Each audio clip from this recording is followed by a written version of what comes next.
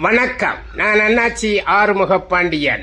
திருநீறு ஏன் அணிய வேண்டும்? உடல் நாற்றம் நீங்கும், ஞாபக சக்தி வளரும், புத்தி கூர்மையாகும், நோய் கிருமிகள் சாகும், உடல் சுத்தமாகும், வியாதிகள் அழியும், பில்லி சூனியம் அண்டாது, முகம் அழகு பெறும், ஞானம் உண்டாகும், மன அமைதி கிடைக்கும். மந்திரமாவது நீரு, வானவர் மேலது நீரு, சுந்தரமாவது நீரு, துதிக்கப்படுவது நீரு. சுந்தரமாவது நீரு, துதிக்கப்படுவது நீரு. செந்துமர் வாயுமை பங்கன், செந்துவர் வாயுமை பங்கன், திரு ஆலவாயன் திருநீரே.